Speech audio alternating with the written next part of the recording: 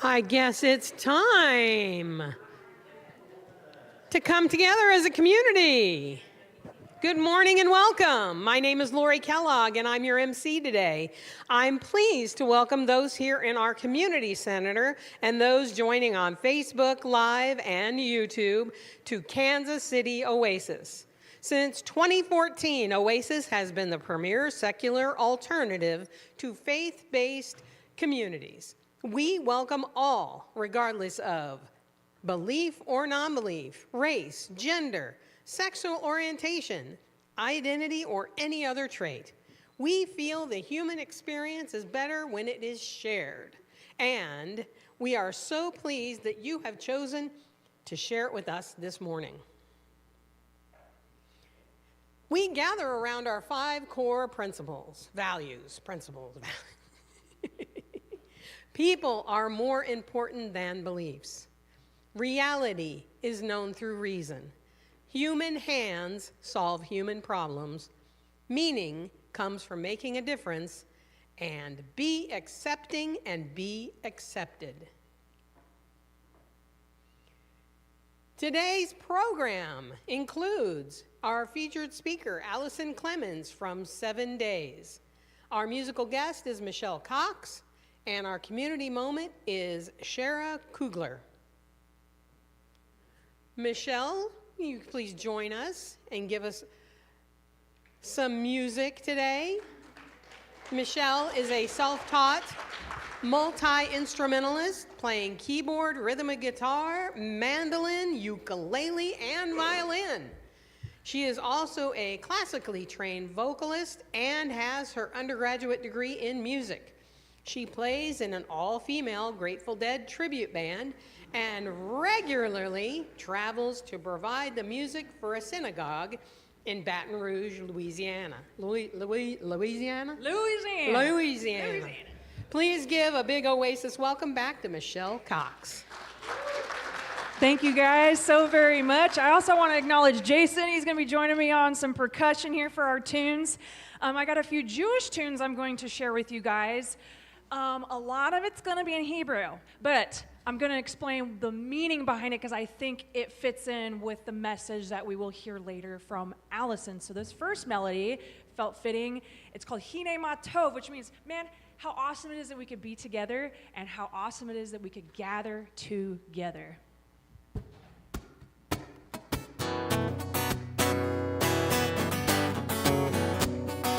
Hine Ma Tov, Umanagim, Shevet Achim, Gam Yachad.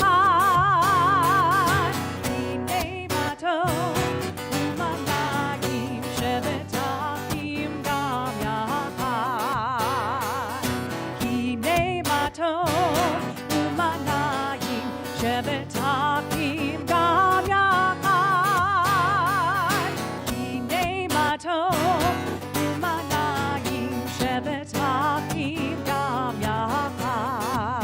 How good it is, how sweet it is to be together on this day. How good it is, how sweet it is to be together on this day. Hine Ma Tov, Managim, Shevet Achim, Gam Yachad. Hine Ma Tov, Managim, Shevet Achim, Gam Yachad. Thank you guys. That's a tune by the composer, Jewish composer Ilana Arian. This next one is called Gesher Tzama'od, and the message behind this one, I'd also just like to take a moment to acknowledge my brothers and sisters and others who were attacked in Sydney, Australia today as they were attending a Hanukkah celebration. This song talks about the entire world is but a narrow bridge, and the most important thing is to not be afraid. Kol haolam kulo gesher tzameod, gesher tzameod, גשצה מאוד, כל העולם כולו, גשצה מאוד, גשצה מאוד.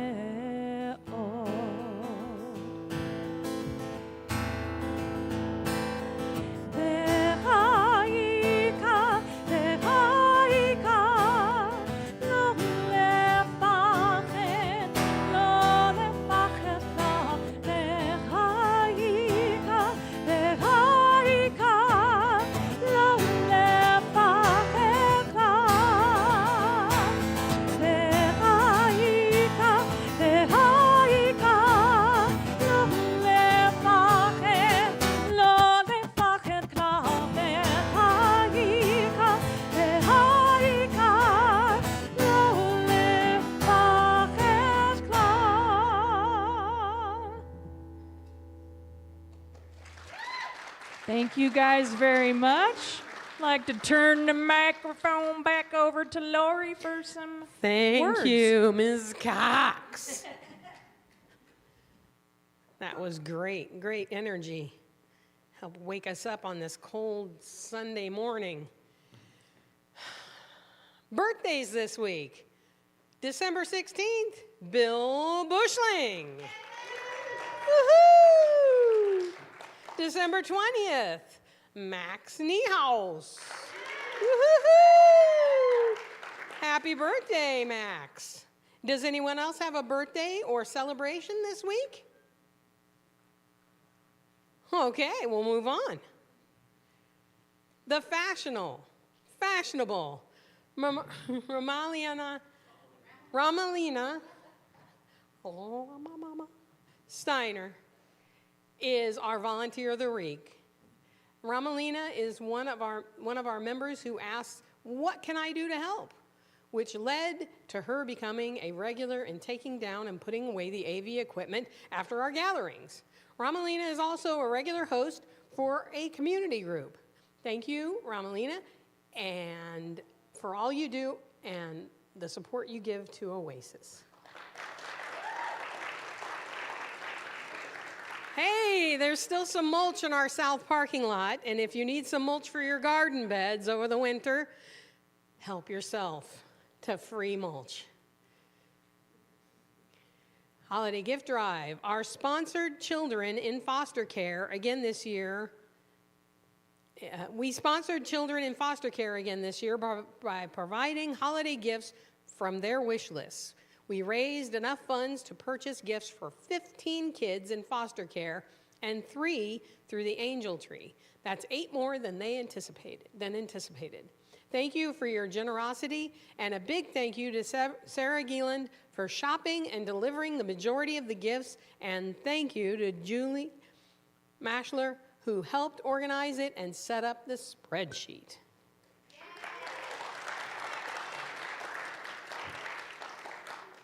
As you know, here at Oasis, one of our core beliefs is that human hands solve human problems. A part of how we make that happen is through our care response team. Let us know if you would like to join this team.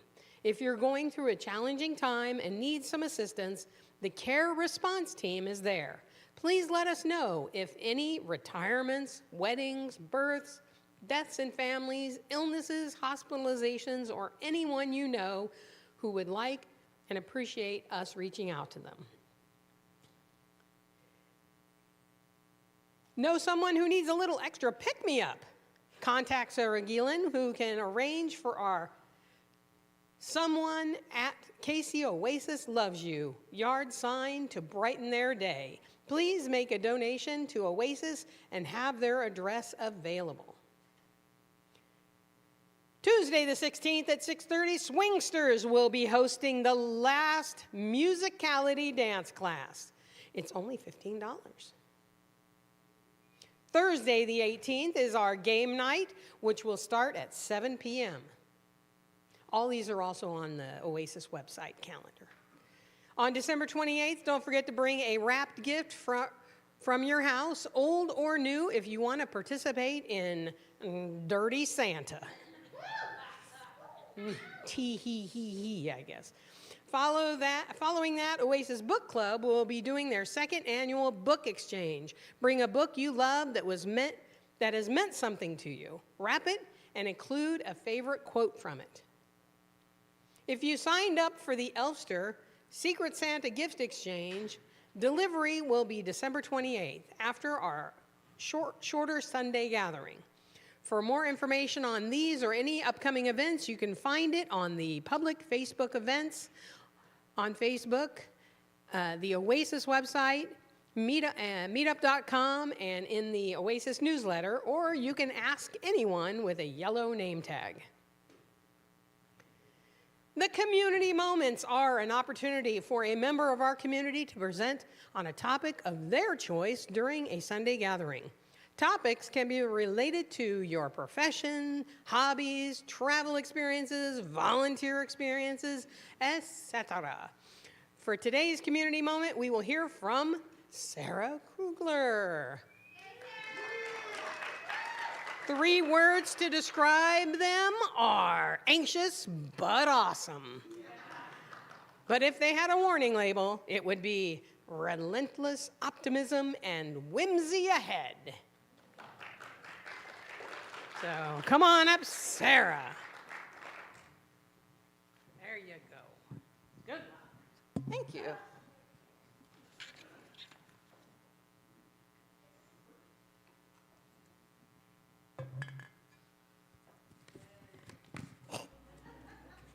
Thank you. Thank you very much. Okay, let me get situated here. Okay. When was the last time that someone used language to be really impolite to you? What words did they say? What inflection or tone did they use? What about the context of that interaction made it feel so especially impolite?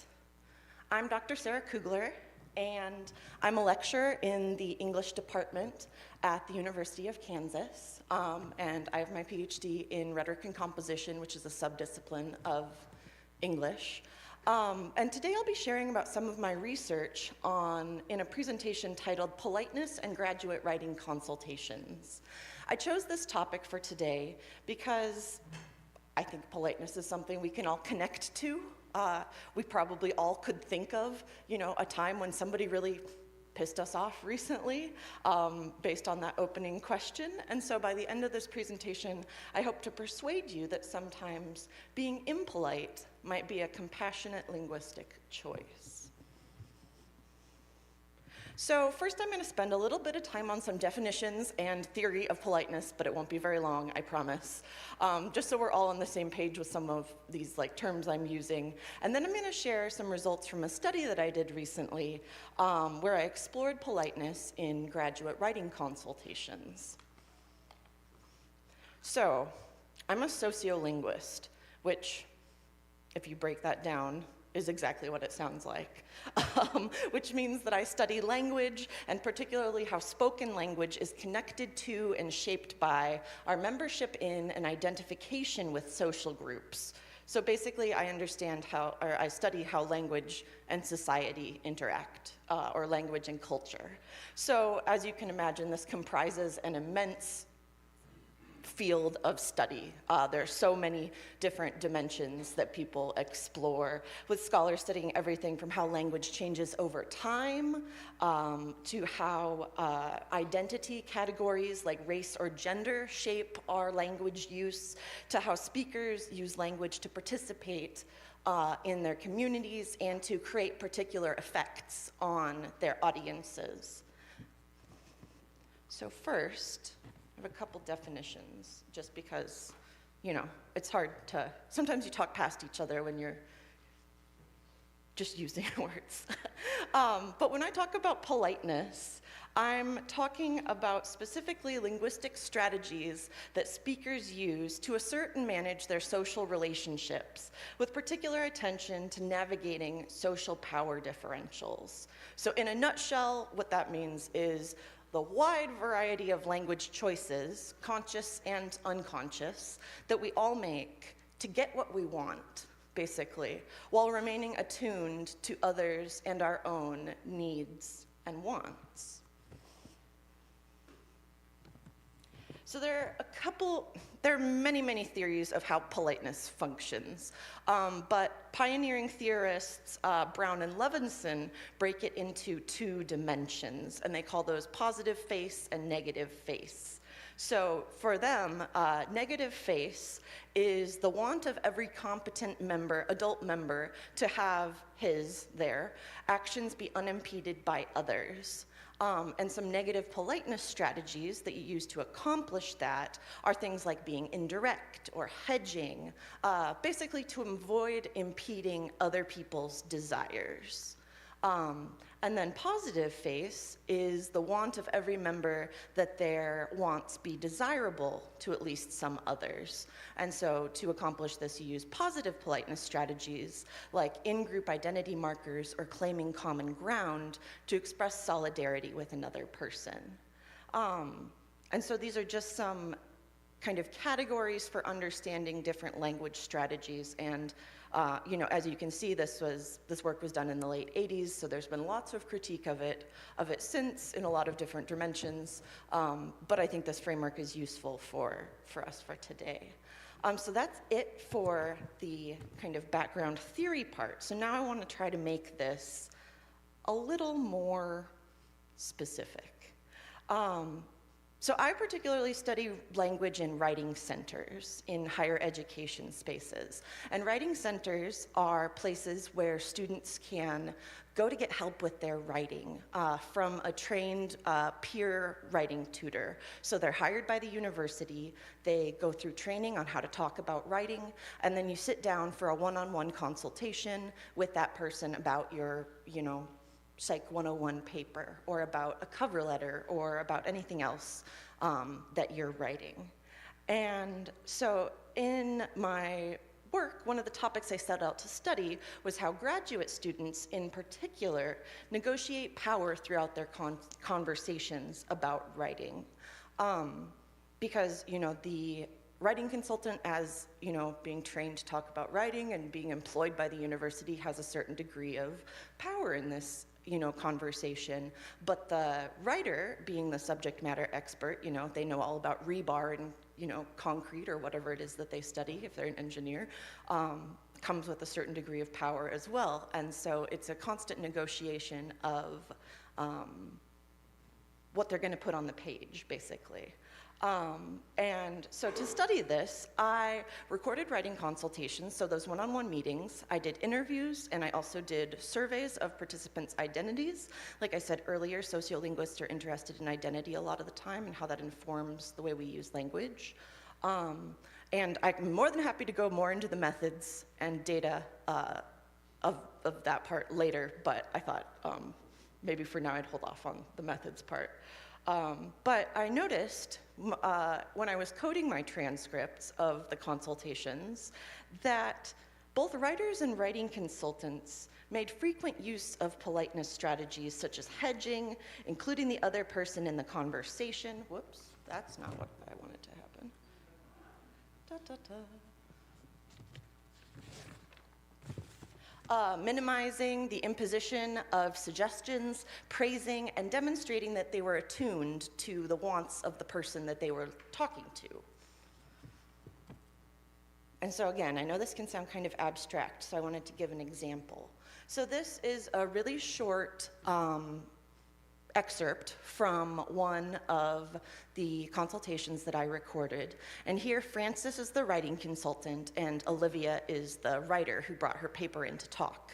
And so Frances says, first of all, I think this is super well written. I think you're being very direct. And the sentences aren't too long, and you seem to go from like short to long sentences, which is like easy for me as a reader to follow. And Olivia says, okay, follow along.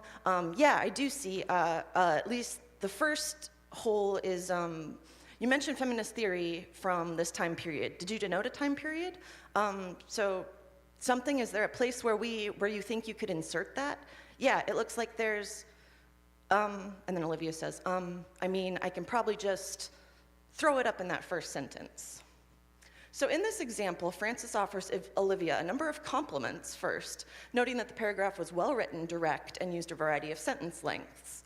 These are positive politeness strategies, like I was just talking about, and they function to build rapport and encourage the writer. However, these points of praise precede a subtle suggestion for revision. This is a common structure in feedback, in writing consultations, and in writing feedback more broadly, so much so that people call it the compliment sandwich. So like an Oreo, you say something nice, then a double stuffed Oreo, has a lot of critique, and then you follow up with something nice at the end. However, Bell and Humans, 2006, explain that when writing consultants use positive politeness in responding to student writing, it is not only important to recognize that this discursive movement relies heavily on cultural awareness of the role of teachers and students, but also on the cultural understanding that in the North American academic system, students often receive praise before criticism. So they go on to explain that this praise-criticism structure can be really confusing for multilingual writers or for anyone who didn't grow up in kind of a North American schooling system. And while Frances and Olivia are both English as a first language speakers and domestic American students, and they're probably familiar with this structure, shifting so quickly between praise and critique could give the writer whiplash potentially, and make you question well, was that authentic praise? Maybe I'm just up in my head and doubt everyone, but it may make the person feel like, I don't know how to interpret this. And then in addition to the praise-criticism structure that happens in this interaction, Frances makes another interesting linguistic choice to be polite. When she asks Olivia if there's a place to insert the time period that they're talking about, Olivia correctly interprets this as a recommendation for change, even though it's phrased as a question.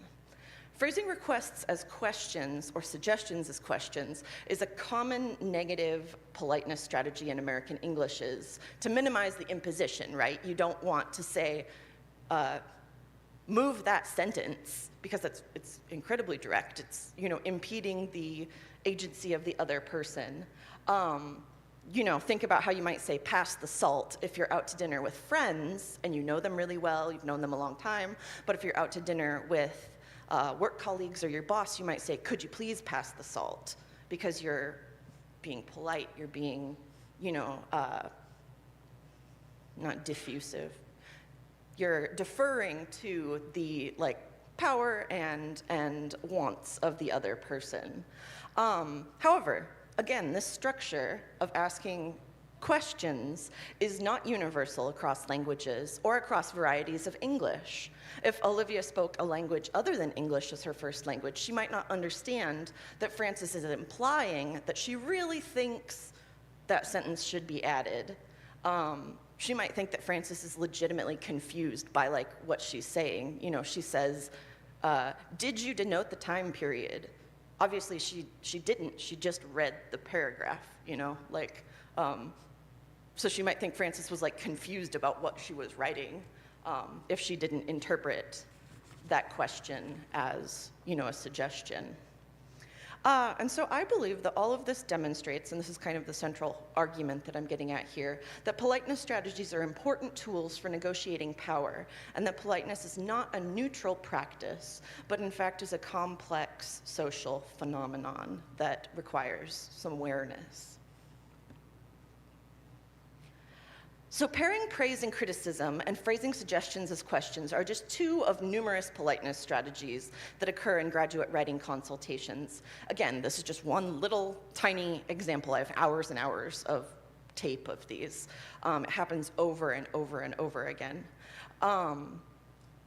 But between two people like Frances and Olivia who share many identities, both are white, millennial American women who speak English as their first language, there may be little apparent discord in, using politeness strategies in these ways.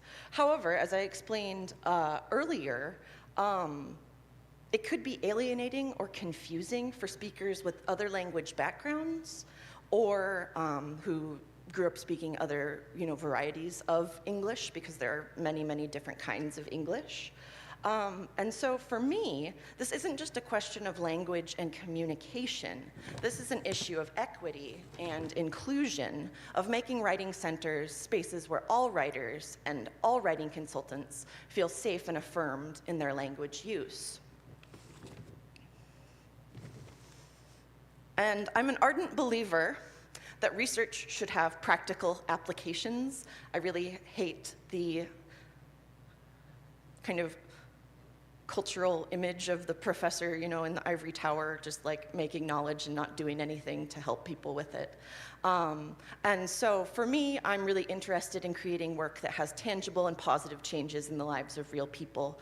And so part of my project is developing concrete, practical applications that other Writing Center scholars could use to train their writing consultants to speak more equitably and inclusively.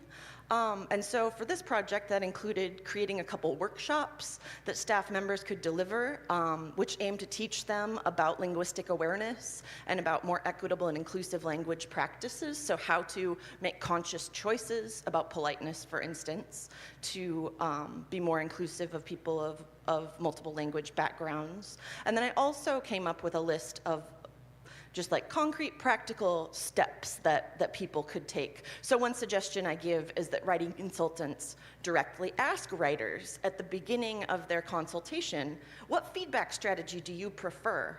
Because lots of graduate students have had lots of writing feedback in the past, and they know what they like and they know what they don't like. And so if you say, do you want me to be blunt and straightforward when I give you feedback, or would you prefer that I kind of couch it in hedge it a little bit and I'm a little more nice to you? That's a little awkward, right? To like ask somebody how they want to be communicated with. But I think that having those awkward conversations can help us communicate better and be more compassionate to one another. So at the core of these practical applications, I argue that writing consultants must be explicitly taught to pay attention to language, to evaluate the strategies that they're using, and if those strategies are supporting student learning, and to make conscious changes to their language use in an effort to balance compassion with clarity. So, in closing, for many of us, language is sort of like breathing, something you don't notice until you do, and then it's the only thing you can think about. My students write this on my evaluations all the time. I've never thought about language so much now. I think about it when I watch TV. Why did she do this to me? But yeah, literally what they pay me for, the big bucks. But politeness is an invaluable strategy for managing our social interactions, but it often obscures power dynamics. It's not universal, I would argue. That's a point of contention among politeness scholars. And it doesn't always help us be clear and direct in our communication. And so while most of you are probably not gonna go out and be like, gee, I wanna be a writing consultant now, I'm gonna go back to college or go to college and do that. Politeness is still a foundational feature of all of our communication. And so doing this research has contributed to my personal belief that sometimes we need to sacrifice politeness in order to clearly express our wants and needs, to go against our default settings, and to consciously ask, how can I be both clear and kind to those around me? And sometimes being kind might, mean being a little impolite. And so sometimes impoliteness paired with compassion might be a more equitable language choice. So thank you for listening to me today and spending some time thinking about language.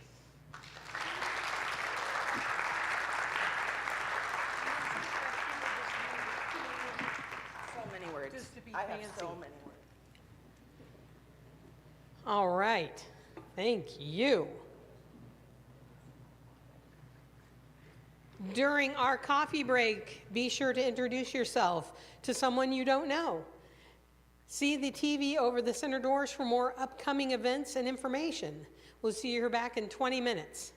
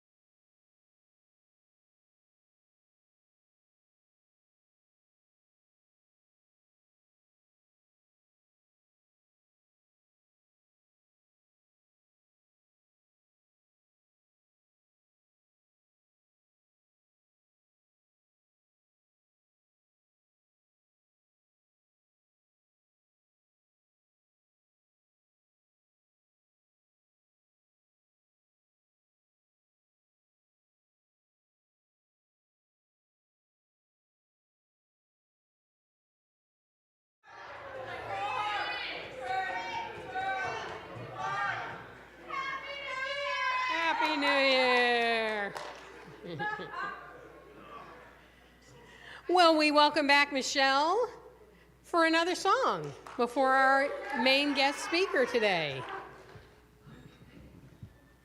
And please remind us where we can see you in Kansas City next.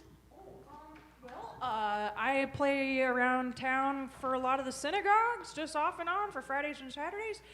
Dames of the Dead, the group that I'm in that does the Grateful Dead stuff, we're kind of on a winter break because one of our band members is a pretty busy person. But we have our website, there it is, and Facebook. So we hope to get some shows going after the first of the year. This next tune is going to be called Ojavo Shalom. It's by Moshe Ben Ari. And basically the message is peace will come upon us yet, or peace will come to us. It's just a hopeful call for universal peace amid the struggles of everything, small and large.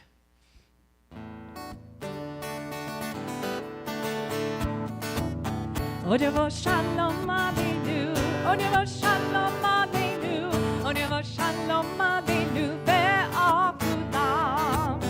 Ojavo Shalom Aleinu, Ojavo Shalom Aleinu, Ojavo Shalom Aleinu ve'akulam. Salam Aleinu ve'kol ha'olam. Salam Shalom. Salam Aleinu ve'kol ha'olam. Salam Shalom.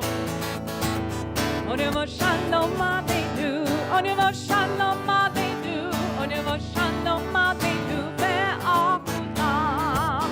Ojavo Shalom Aleinu, Ojavo Shalom Aleinu, Ojavo Shalom Aleinu ve'akulam. Salam Aleinu ve'kol ha'olam. Salam Shalom. Salam Aleinu ve'kol ha'olam. Salam Shalom. Ojavo Shalom Aleinu, Ojavo Shalom Aleinu, Ojavo Shalom Aleinu ve'akulam. Ojavo Shalom Aleinu, Ojavo Shalom Aleinu, Ojavo Shalom Aleinu ve'akulam. Thank you all so much. Thank you, Michelle.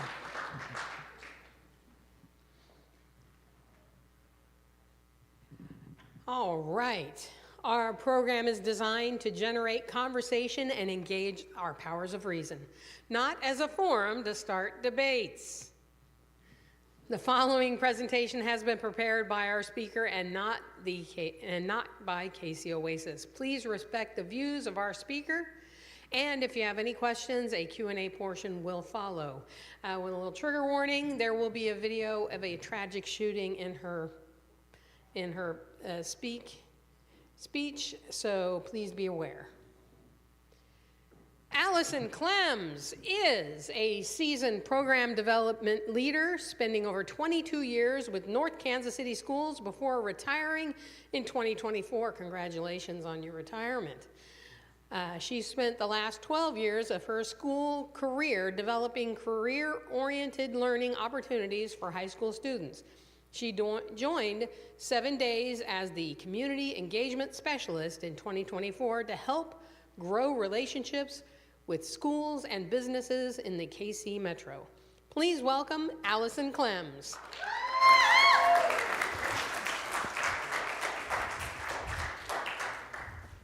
Good morning. I'm going to start with a short video here that basically does explain 7Days and how our program started. Like they said, there is if anyone has any triggering, go ahead and step out now, but I'm going to show that video right now.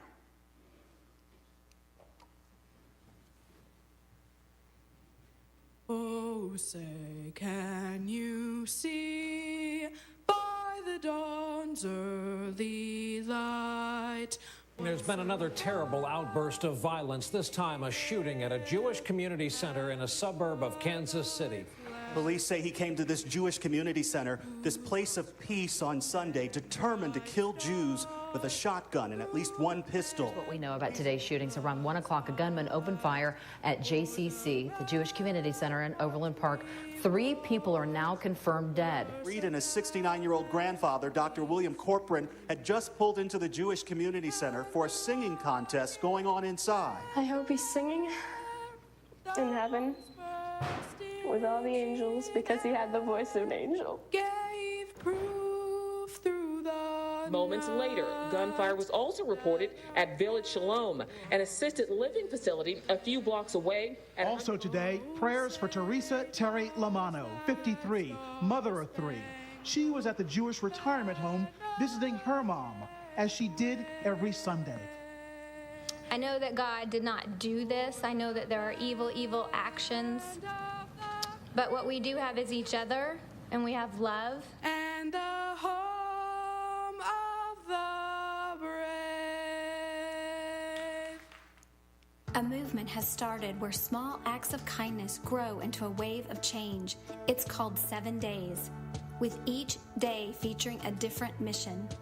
Day 1, love. Day 2, discover. Day 3, others. Day 4, connect. Day 5, you. Day 6, go. And day 7, onward. This week-long celebration of kindness is marked by one all-inclusive symbol, a 7 days ripple, which features 7 nested rings, 4 filled with color and 3 left empty. The 3 empty rings signify the lives tragically taken from us on April 13th, 2014. The other 4 show that our community possesses a spirit dedicated to overcoming hate with kindness, civil dialogue, education, and human connections that can never be taken away.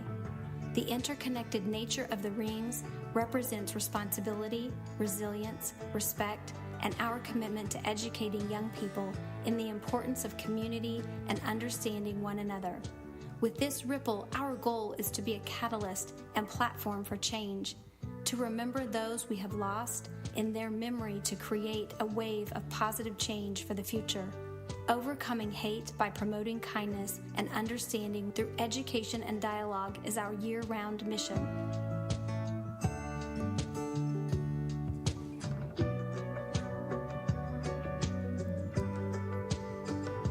Reet, Bill, and Terry, your ripples are waves. You will be remembered for changing the world.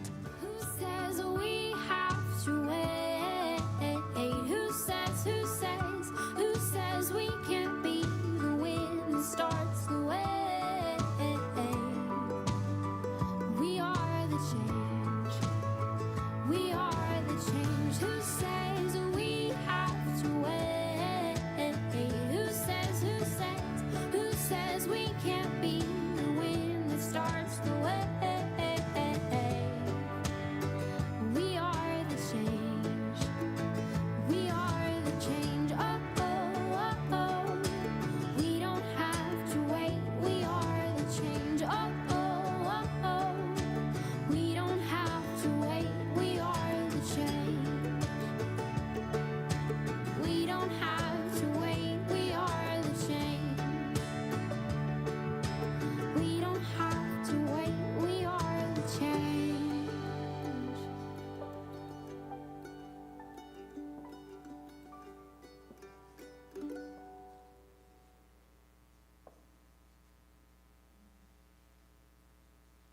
All right.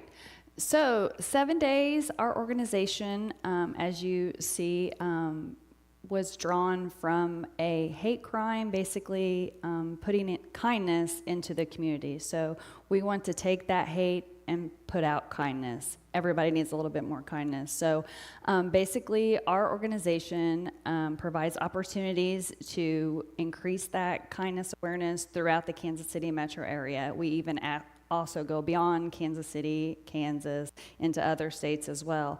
That hateful act that happened in April 2014 was a hate crime against Jews. The 3 people that actually died in that were not Jewish. So just the idea that that hate can grow into our community is just a horrible thing. The way that we like to do this, the way that we feel that is the best for our community, is to educate the young people. So we have an organization called KYLT, which is our Kindness Youth Leadership Team. So we have students, high school students, 9th through 12th grade, from all different schools in the community that join our organization. And so we run from during the school year, so from August until the first part of May, and our students come together each month. They learn about some positive things going on in our community. They do volunteer opportunities as well in our community, and then what they are doing is going back into their schools and feeder schools to spread that information about kindness, doing kindness campaigns, kindness walks, kindness weeks in those schools, speaking engagements, things like that. Our thought is basically that we are going to grow this from kind of the ground up. So the young people are going to teach us older people how to be kind.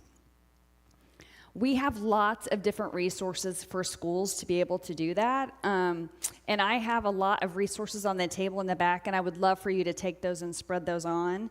But we have library resources, so we have bookmarks that we create for elementary, middle, high school, and then also adult. And these are free of charge. If anyone is interested to get more of these besides the ones that are back there, they can go to our website, SevenDays.org, and you can order these for free. All of our resources are free and available to anyone in the community that would like to have them. So these bookmarks have kindness books that we have worked with library volunteers to curate, and you can go on here and read these books. These will help you kind of get some kindness ideas for elementary, middle, high school, and adult as well. We also have classroom resources in the form of lesson plans. So our teachers can go onto our website and download lesson plans to teach kindness in their schools. So it goes all the way through college even. And then we also have posters, and then we also have stickers. And these stickers, they're in the back as well.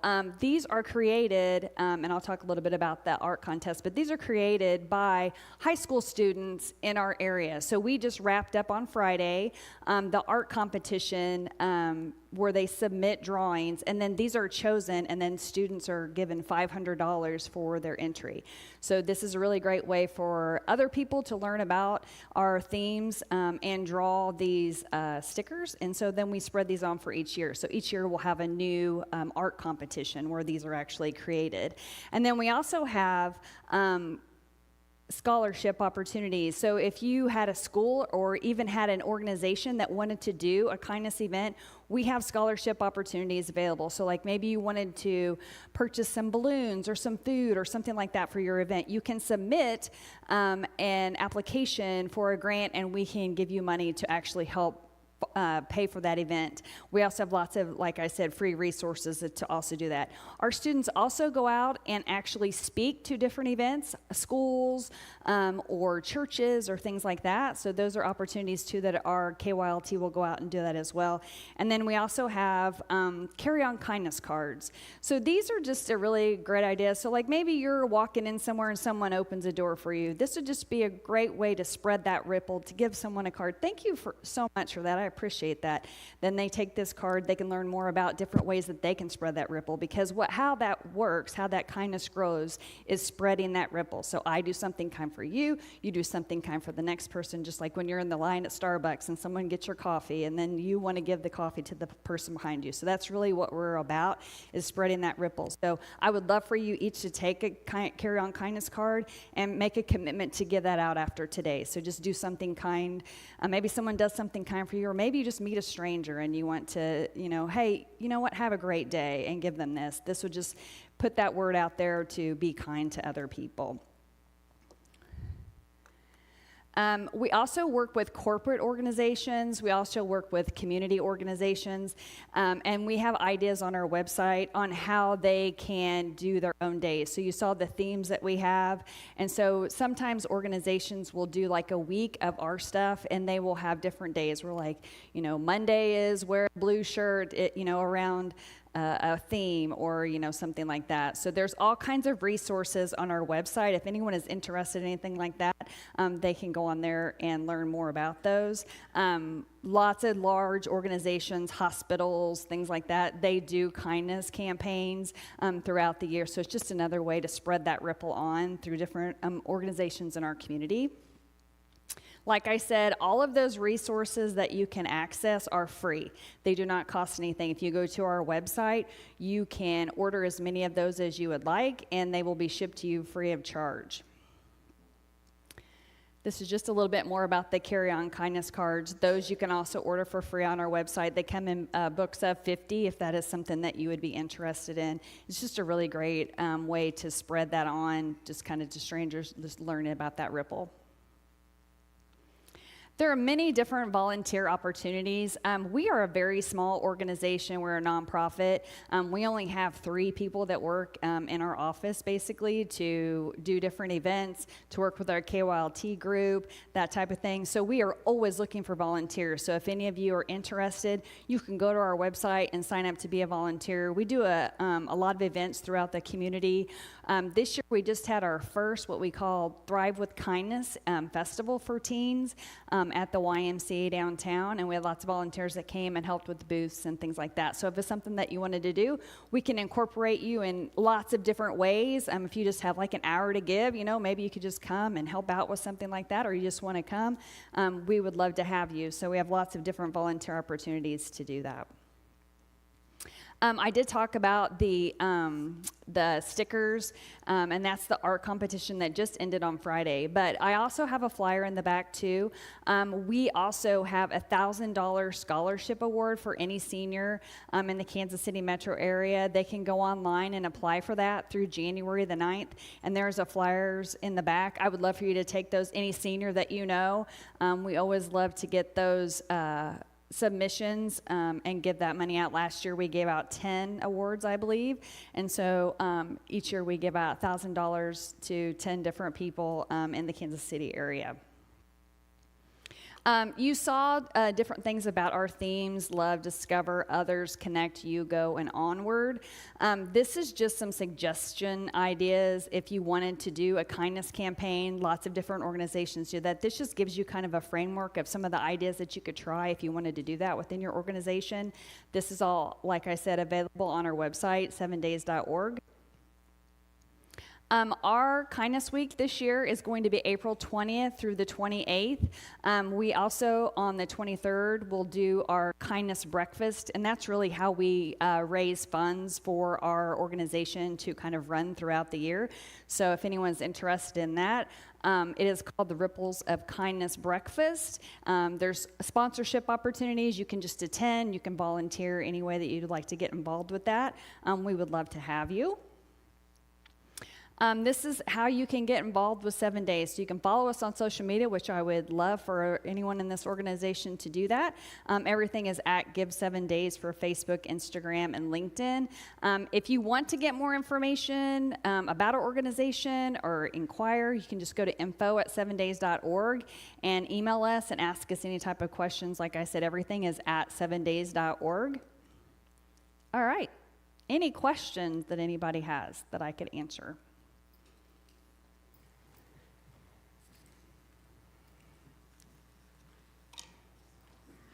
All the way in the back. All right. Get my hustle on.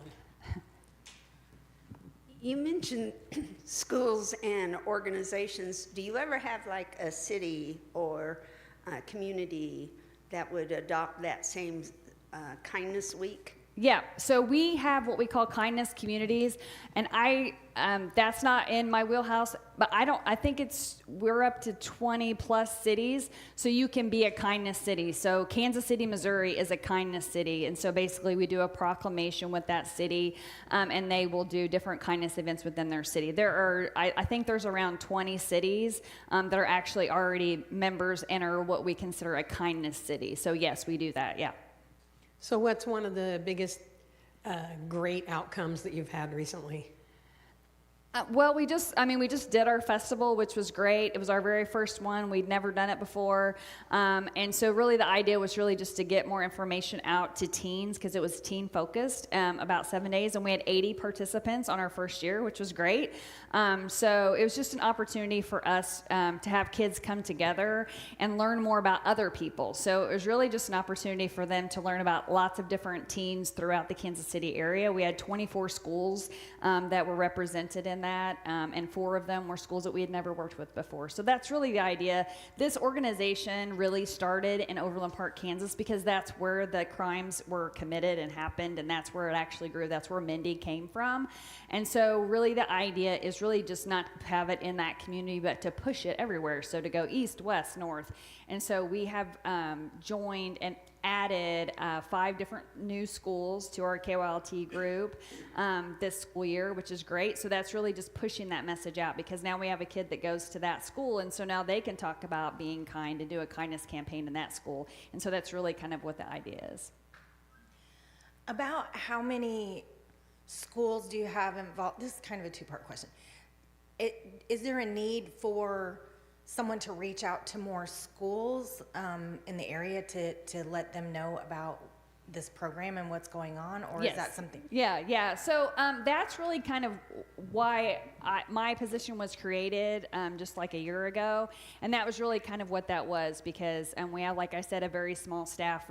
So really just to try to come up with plans to reach out to those schools that we haven't actually had students from. So finding ways to get into those schools, and that's really, like I said, it's really been great to add those kids from those different schools, because once you have someone in that school, then they can go talk to other kids in that school and be like, hey, this is a great organization. I think that you should be part of it, that type of thing. And so working with those schools and then feeder schools below those. But having contacts within those schools is very, very important. That's how we can grow. I understand this is an unfortunate question, but what sort of reaction has there been to you pushing, kindness, your organization, to those other communities? It's like how much is it just informing them you're trying to do, and then the sort of acceptance of it, or is there? Really it is about overcoming hate through kindness and dialogue, and so that's really kind of the core mission for us. And so we do, kindness baskets. We had some people that were, had an illness, and we took some stuff to them. We had a lady that turned 100 that was associated with our program, so we do stuff like that. So it's not just necessarily just around, hate crimes and things like that. But I feel like because we are targeting what I would say the youth, our pushback is very minimal, because they're the ones that are promoting that message. So for us, I feel that has been just really great for us to get that message out through the youth, because they're the people that are going to, grow up and spread that message along. So we haven't really had what I would say pushback. We're not affiliated with any one religion. We take kids that are all different religions, no religion, disabilities, whatever it is. We are not throwing up, this is the cookie cutter type person that you have to be with our organization. We welcome everybody. So I think that really probably helps us too. So we haven't really had what I would say like pushback or anything like that. I think, as you know, that our climate, we need to be kind. Everybody needs to be kind. We need more kindness in the world. So I think everybody is just really embracing that right now, because everybody wants that. So yeah. I had a question. Your community beliefs very much align with ours here at Oasis. Yes, I know. Today I was like, man, this is like all together. So if we as either a group or as individual members of Oasis were to try to join in and help out, what are some of the volunteer things that you guys could use the help with the most? Yeah, we do different events throughout the year. So usually what we have is just like a core group of volunteers that have said, we'll help out to do whatever. And so we kind of keep them in a database, and then when we need people to help out with different things, then we'll reach out and say, hey, we're doing this. Is anybody interested in doing that? So that's the best and easiest way for someone to get involved. And then as we need things, like I said, it's just kind of sporadic, and when we do things, the breakfast is huge. We always are looking for volunteers for breakfast. Our Thrive with Kindness event is a big event that we do, and then we just do different things throughout the school year. So if someone is interested in being a volunteer, just logging in and saying, yep, I'd like to help, it is great. So yeah, we'll take whatever we can get. So yeah, we would love to, if you guys want to do some type of thing around our Kindness Week, or even pick a Kindness Day, we would be happy to come in and bring some kids and talk about it and that type of stuff. So we have lots of organizations that do that, and they'll just maybe pick one day, like they'll do something around a theme or something like that. So yeah, we would love to partner anyway. One last question. All right. From the south side of the room.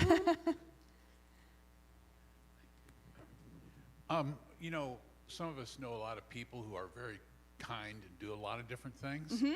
Do you ever have a featured person, sort of just somebody say, hey, this person is doing this? Because I know some people like that. Yeah, so we also do, and I think that ended on Friday, I believe, but we have where people can submit different people. You can go to our website and get more information about it, but they can submit someone for doing something kind in our community, and then we give out those boards at our breakfast. So yeah, we do that too throughout the year. Yeah. Well, what a wonderful organization, and I bet we'll be working together in the future. Awesome, thank you. It's so great to see something good come out of something bad. Thank you so much.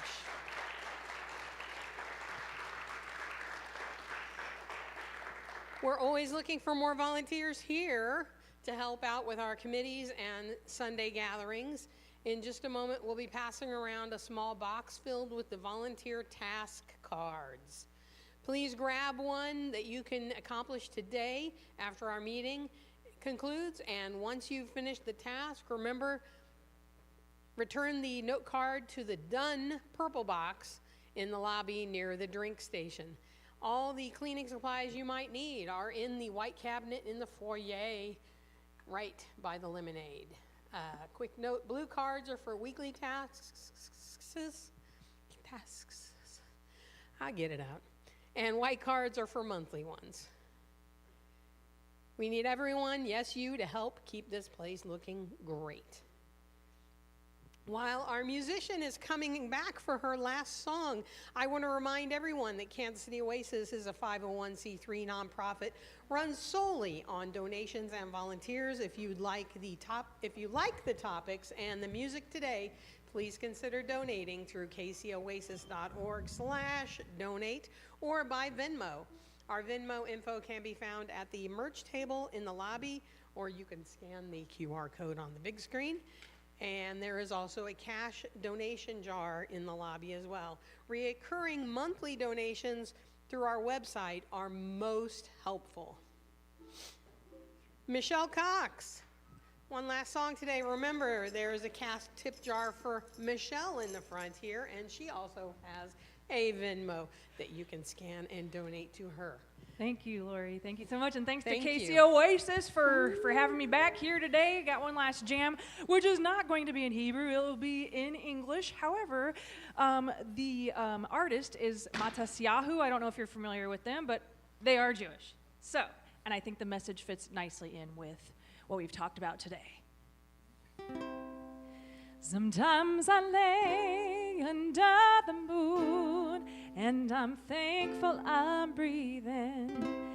Then I pray, don't take me soon, 'cause I am here for a reason. Sometimes in my tears I drown, but I never let it get me down.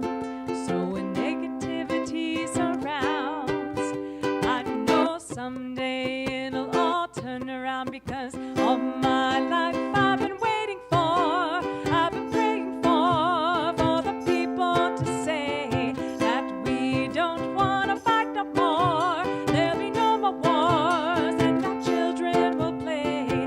One day, one day, one day.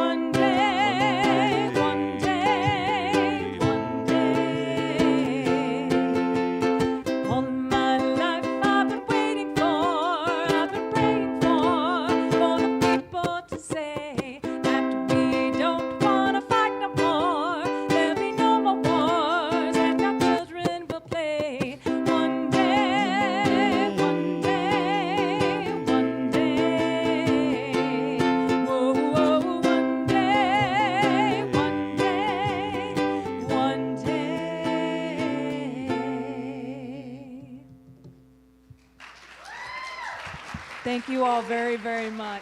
Thank you. So everybody get on Instagram, Facebook, and her website and get on her mailing list and keep an eye out for her events. We definitely should have a group go see her Grateful Dead band when that starts up again in the springtime. Oh yeah, Mike Kelly's is a great little venue. After Oasis, we're having lunch at the Grand Falloon if you'd like to continue the conversation. It's on the plaza. It's got a great menu.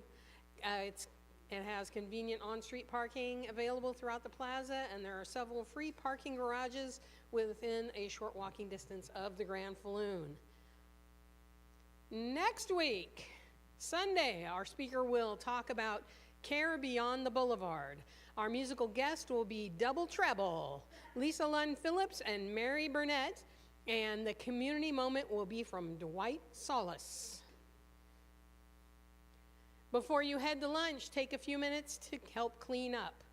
We want to thank again this week's presenters, Allison, Sarah, and the musician, Michelle, and thank you for being here or tuning in online. See you next week. Thanks so much.